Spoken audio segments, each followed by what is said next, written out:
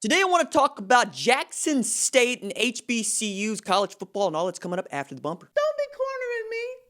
Hold up. Time. You gotta help me with that corner shit. What's up, kinfolk? It's RJ Young. I am not on a step mill. Consider hitting the like and subscribe button because I upload a video every single day. It's always college football related, sports related. We have a good time today. I want to talk about Deion Sanders' Jackson State Tigers moving to 2-0 with a dramatic win against Grambling, 33-28 in Grambling, Louisiana. A couple of things to touch on that I know are headlines. They snap a 16-game winning streak for Grambling. They snap a 5-game losing streak dating back since 2012 against SWAC East opponent, And again, I graduated from Oklahoma in 2012, so that's quite a time. And then I wrote this down, make sure I get this right.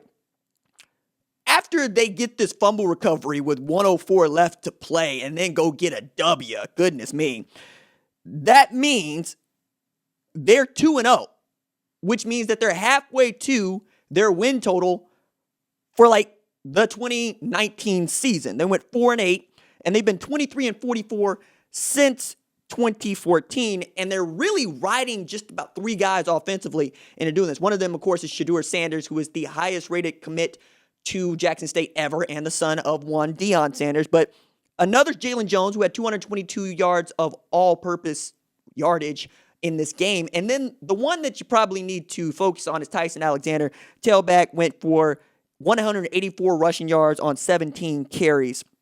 And with them moving to 2-0, they end up with points in the Stats FCS top 25. So those of y'all that are paying attention, it's really difficult to get into that top 25, but there are teams that have one loss already that I did not expect to have one loss already, for which, perhaps Jackson State might be about something. Now, they got a game against Mississippi Valley State on March 14th, but Mississippi Valley State paused due to COVID-19 protocols on March 1.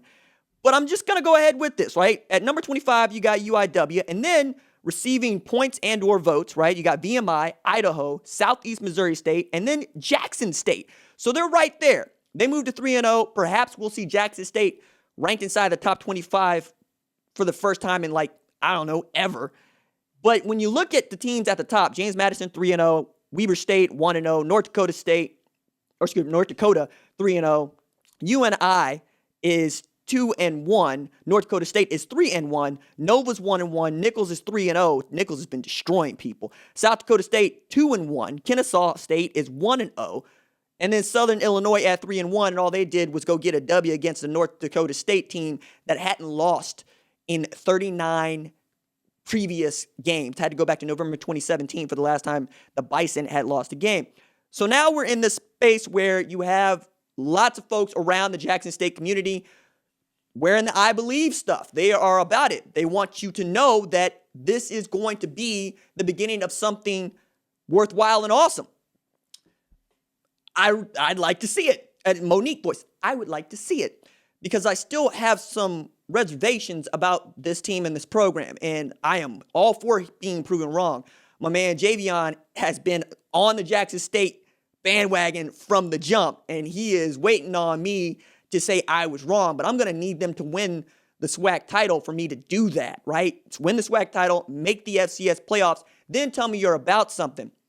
Because Jackson State has not been good since integration. Now, at one point, we're talking about Jackson State being the cream of the crop up there with Grambling and FAMU. But since then, nothing, right? So bringing in a guy like Deion Sanders, I'm sure, is bringing exposure to JSU. Think about it this way. We are talking about them, but he's also done some things that I think have embarrassed them and embarrassed that community, coming out, yelling at reporters about his stuff being stolen, a statement being issued saying, no, it wasn't stolen. It was just put aside, and him coming back out and saying, no, it was stolen. I said what I said.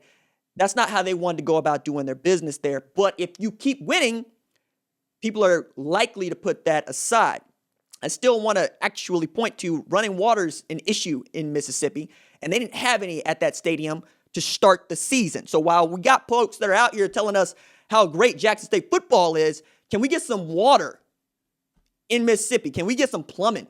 Like, can we get our eye on the ball? Like, they had to get emergency porta potties out there just for the folks that did show up.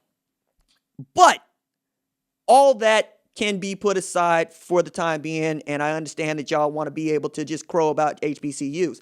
But I also want to take this opportunity to talk a little bit about what I talked about yesterday and what I'm probably going to keep talking about, which is we're asking black players to consider HBCUs once again over predominantly white institutions.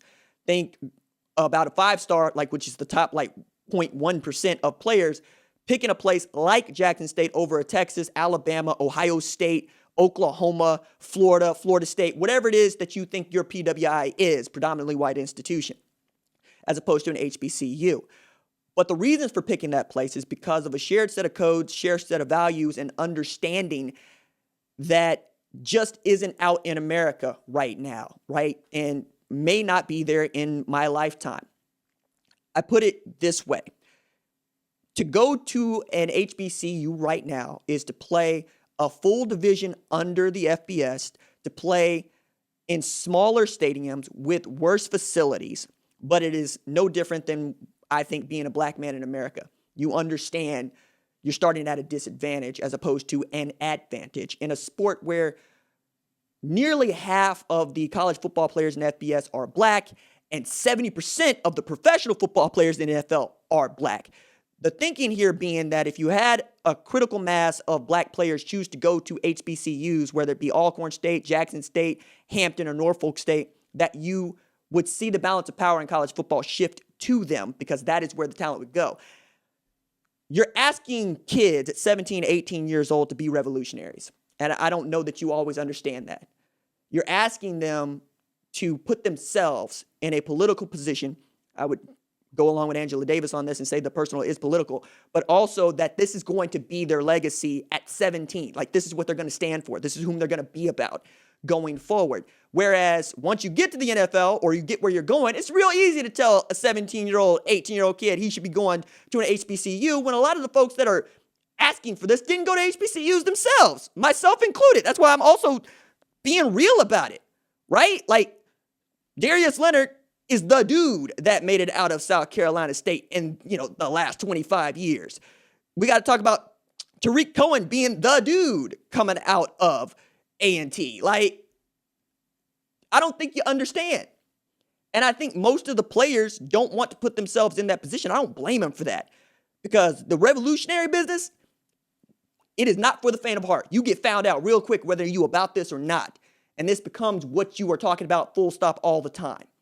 I don't know that we have enough players, teenagers, parents that are willing to carry that. To ask them to do that is one thing, but also bear in mind that you are asking them to do that. You are asking them to stand out in front on these issues, and you're asking them to work from a disadvantage, at least for the time being, until a Jackson State or an Alabama State or any Tennessee State, any one of the HBCUs you want to name check, can compete with Tennessee, can compete with Mississippi. Like, when Jackson State is on par with Southern Miss, then I think we got something to talk about. But since we're not talking about Grambling being on par with La Tech or ULL for that matter, bear in mind, this is what you're asking. But winning football games will go a long way toward achieving that goal. All right, that's it for me. Doses.